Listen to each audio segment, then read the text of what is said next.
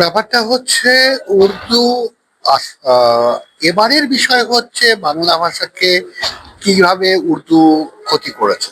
উর্দু তো শুধু বাংলা ভাষাকে ক্ষতি করেনি, হিন্দিকেও ক্ষতি করেছে, অন্যান্য আঞ্চলিক ভাষাকেও ক্ষতি করেছে। তো আমরা বাংলা ভাষার নিয়ে যে আন্দোলন সারা ভারতবর্ষে, আমরা 21শে ফেব্রুয়ারি বলে ভাষা আন্দোলন যেটাকে বলা হয়, আসলে আহ শুধু একটা ভাষা আন্দোলন ছিল না, একাধিক ভাষা আন্দোলন ছিল। আর সেটাই বারবার করে মানুষকে মনে করিয়ে দিচ্ছি যে শিলচরেও একটা ভাষা আন্দোলন হয়েছিল, মানভূমেও একটা হয়েছিল, পিলিভিটের একটা ভাষা আন্দোলন হয়েছিল। শুধু বাংলাদেশে 21শে ফেব্রুয়ারি নিয়ে যে প্রচারটা হয়, যে বাংলা ভাষার আন্দোলন বলতেই আমরা 21শে ফেব্রুয়ারি বুঝি, আসলে সেটা নয়। ভাষা আন্দোলন অনেক জায়গায় হয়েছে, মানভূমের ভাষা আন্দোলন, বাংলা ভাষা আন্দোলন হয়েছে। তো আমরা মানুষের কাছে এই যে ভাষা আন্দোলন নিয়ে যে স্তরগুলো আছে, বিভিন্ন পর্যায়ে আছে, আমরা সেগুলোকে নিয়ে মানুষের কাছে, যাতে মানুষ বুঝতে পারে, শেখে এবং মানুষ প্রচার করে, সেটার জন্যই আমরা এই কাজগুলো করছি। এটা হচ্ছে আমাদের 3য় বর্ষ। এর গত বছর আমরা করেছিলাম যে বাংলা এবং হিন্দির যে বিরোধ, সেটা কি অরিজিনালি বিরোধের জায়গা, না বাংলা এবং হিন্দি একজন অপরের পরিপূরক। এবারের বিষয়টা যেটা হচ্ছে যে উর্দু কিভাবে বাংলা ভাষাকে ক্ষতি করেছে, অন্যান্য ভাষাকে ক্ষতি করেছে, সেই বিষয়টা নিয়ে এবারের আমাদের বক্তব্য। ব্যাপারটা হচ্ছে এই ক্ষতির সূত্রপাত তো সেই 1940 সাল, যখন সেকেন্ডারি এডুকেশন বিল পাস হচ্ছে, তখন এই বাংলায় উর্দু ভাষাকেই প্রধান ভাষা হিসেবে প্রতিষ্ঠার জন্য মুসলিম লীগ কাজ করছিল। তারপরে একটা সরকার তৈরি হলো যারা এই সেকেন্ডারি এডুকেশন বিলটাকে সমর্থন করলো না, যেটাকে শ্যামা হক সরকার এলো। তো এইরকম বারবার করে বাংলা ভাষার উপর উর্দুকে চাপিয়ে দেওয়ার একটা ব্যাপার। যখন দ্বিজাতিতত্ত্বের ভিত্তিতে ভারতবর্ষ ভাগ হয়ে গেল, যখন পাকিস্তান তৈরি হচ্ছে, ভারত তৈরি হচ্ছে, তখন এরকম ঘটনা ঘটেছিল যে বাংলাদেশের রাষ্ট্রভাষা উর্দু হবে। তো সেখানে আবার আন্দোলন তৈরি হচ্ছে। উর্দু কিন্তু যে করেই হোক সেখানকার লোকাল মাতৃভাষাকে ক্ষতি করেছে। আজকে আপনি যদি দেখেন যে পাকিস্তানের উর্দু তো শুধু বাংলায় ক্ষতি করেনি, উর্দু সেই পাকিস্তানে যেখানে বালুচ ভাষা ব্যবহার করা হয়, যেখানে পাখতুন ভাষা ব্যবহার করা হয়, যেখানে পাঞ্জাবি ভাষা ব্যবহার করা হয়, হ্যাঁ, যেখানে সিন্ধি ভাষা ব্যবহার করা হয়, সেখানে গিয়ে উর্দু তাদের ক্ষতি করে দিয়েছে। মানে হিন্দির মধ্যে একাধিক জায়গায় উর্দুকে ঢুকিয়ে দিয়ে পুরাটা তার পিন্ডি চটকানো কেস হয়েছে। ফলে উর্দু যেখানে যেখানে গেছে, সেখানে সেখানে তাদের যে স্থানীয় ভাষা, মাতৃভাষা, তাকে ক্ষতি করেছে। আমরা দেখাতে চাইছি উর্দু এমন একটা প্যারাসাইটিক ভাষা যেটা ক্ষতি করে যাচ্ছে প্রত্যেকটা মাতৃভাষাকে, এই জায়গাটা।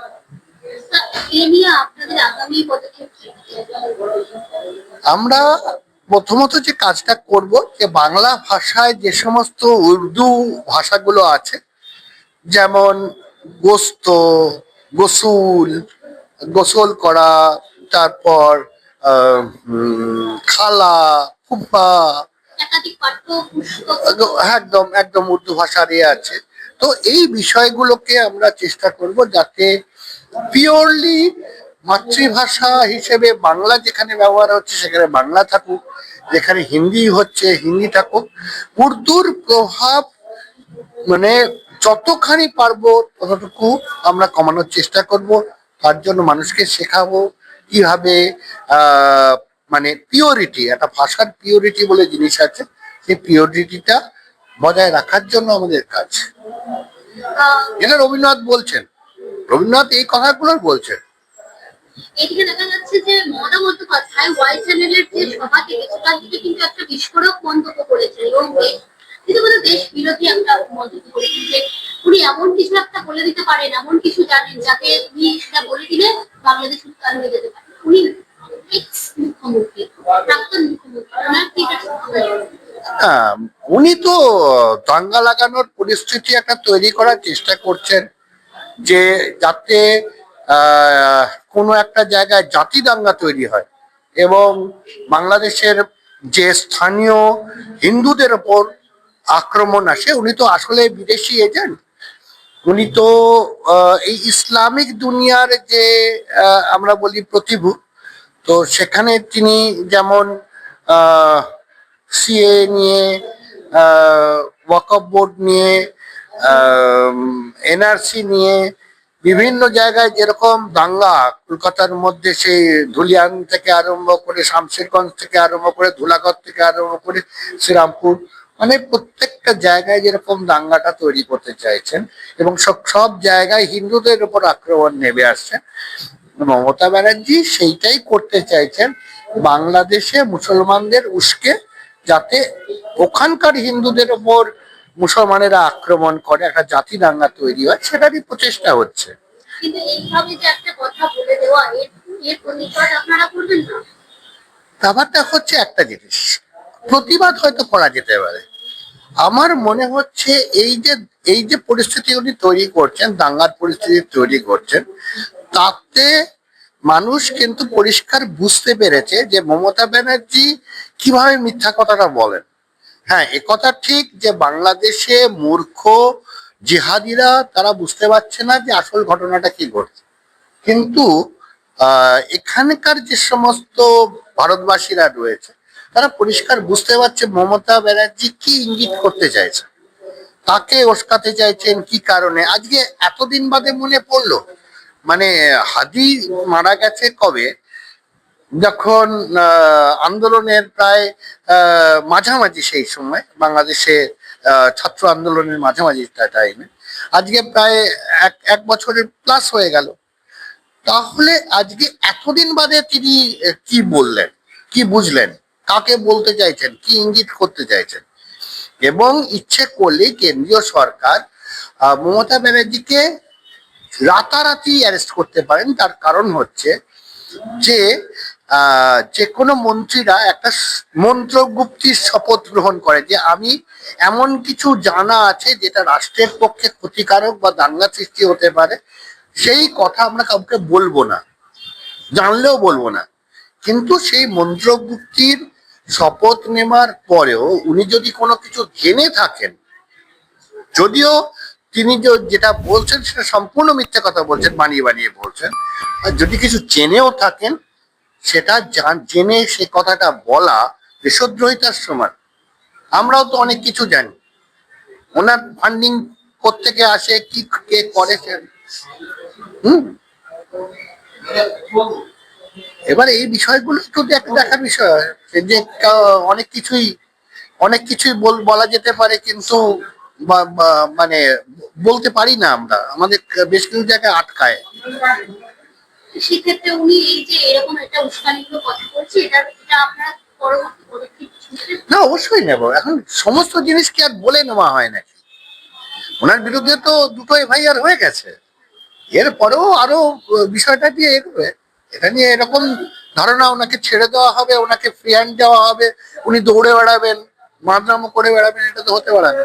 সবকিছুরই তো একটা আছে, সীমারেখা আছে। না না না, এইটা আপনাদের এই ধরনের ভ্রান্ত ধারণাটা হচ্ছে যে আপনারা বুঝতে পারছেন না কথাটা বলছেন। উনি যথেষ্ট বুঝতে পারছেন এবং বুঝেই কথাটা বলছেন। উনি এতখানি মানে অবুঝ নন যে উনি এই কথাটা বলে না, মানে মানে কোনো কিছু না চিন্তা করে কথাটা বলছেন, চিন্তা করে কথা। না না, উনি একটা, এই কথাটা বলার পেছনে কিছু কারণ আছে, এমনি এমনি কথাটা বলেননি উনি। উনি যথেষ্ট চিন্তা ভাবনা করে যাতে একটা দাঙ্গা পরিস্থিতি তৈরি হয়, কিছু হিন্দু মারা যায়, সেই পরিস্থিতি তৈরি করার জন্য উনি কথাটা বলছেন। উনি একেবারেই কথা প্রসঙ্গে ওনার মুখ থেকে মুখ ফসকে বেরিয়ে গেছে এটা নয়। এটা যদি কেউ চিন্তাও করে তিনি এর আগেও তুমি বলেছিলেন যে আপনার নমিনি ভোটের আগে যদি আপনার কি মনে হয় সেটা না চিন্তা করে কথাটা বলেছিলেন? উনি অসম্ভব ভালো চিন্তা করে উনি ওনার গেম সাজাচ্ছেন। তো ব্যাপারটা হচ্ছে এই গেমটা কতখানি তাকে বেনিফিট দেবে আর কতখানি অন্য সম্প্রদায়কে বেনিফিট দেবে সেটা নিয়ে একটা আছে, বিষয় আছে। একটা শেষ প্রশ্ন করবো। আমরা সম্প্রতি শুনছি যে মমতা বন্দ্যোপাধ্যায় ছোট ছোট দিকে পালিয়ে গেছে। আমি এটা বলতে পারবো না কে কোথায় পালিয়ে যাচ্ছে। যদি কেউ পালিয়েও যায় তিনি দেশের বাইরে যেতে পারবেন না, এটুকু বলে দিতে পারি। এবার কথা হচ্ছে আমি তো তার একটা তাকে ডিম টিম ছোড়া হলো এই হলো। না অভিষেক যেটা বলছে যে যেটা যেতে পারে সেটা হচ্ছে ওই আইএনডিএ একটা পিন্ডি জোট আছে, সেই পিন্ডি জোটের কোনো বৈঠক টৈঠক আছে, তো ওই পিন্ডি জোটের কিছু কাজকর্ম আছে, তো সে আরেকটু গিয়ে পিন্ডি চটকাবেন এবং ওনাকে এবার আর কতখানি গুরুত্ব পাবেন সেটা নিয়ে সন্দেহ আছে। এদিকে যন্তর মন্দিরে আজকে আরশোলা জনতা পার্টি তৃণমূল জনতা পার্টি তাদের একটা মিছিল, রীতিমতো প্রতিবাদ মিছিল, এটা কিভাবে দেখছিলেন?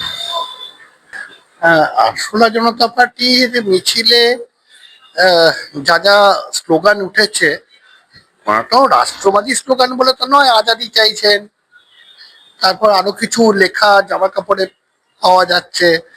ওনারা কনস্টিটিউশন একটা ডায়েরিতে, ব্ল্যাঙ্ক ডায়েরিতে কনস্টিটিউশন লিখে দেখাচ্ছেন, বলছেন যে তারা তাদের মতো করে কনস্টিটিউশন লিখবেন।